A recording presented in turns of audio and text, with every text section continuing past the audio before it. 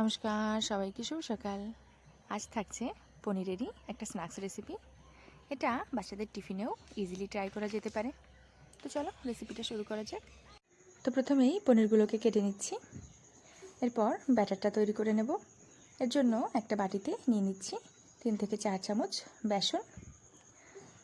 এরপর দিয়ে দিচ্ছি তাতে কিছু গুঁড়ো মশলা।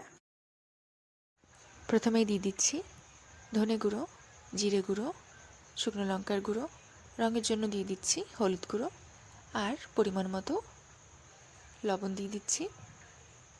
এরপর শুকনো উপকরণগুলোকে একসঙ্গে মিশিয়ে নেব। এরপর অল্প করে জল দিয়ে একটা মিডিয়াম ব্যাটার বানিয়ে নিচ্ছি।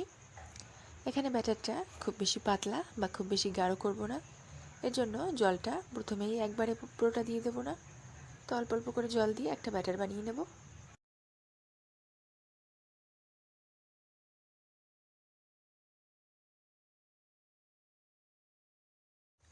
তো দেখো, এর ভিতর আর কোনো রকম কোনো কিছু ব্যবহার করছি না, ব্যাটার আমাদের রেডি। এরপর পনিরের যে টুকরোগুলো ছিল, এখানে পনিরগুলোকে আমি লম্বা শেপে কেটে নিয়েছি।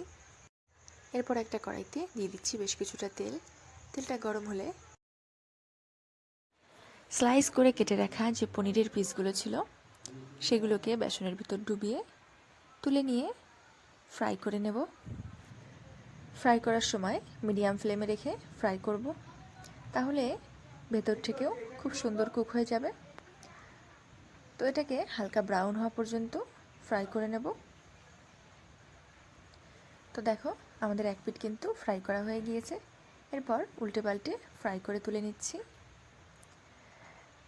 এরপর একইভাবে বাকিগুলোকেও ফ্রাই করে নেব। তো দেখো, সবগুলো কিন্তু আমাদের ভাজা হয়ে গিয়েছে। এরপর এটাকে সার্ভ করে নিচ্ছি স্যালাডের সঙ্গে। এখানে তোমরা সসও ব্যবহার করতে পারো, কিন্তু আমি শুধু স্যালাড ব্যবহার করেছি। তাহলে আজকের ভিডিওটা এখানেই শেষ করছি। সবাই ভালো থেকো, সুস্থ থেকো, সাবধানে থেকো। দেখা হচ্ছে পরে নতুন একটি ভিডিওতে। আর রেসিপিটি ভালো লাগলে অবশ্যই একবার ট্রাই করো।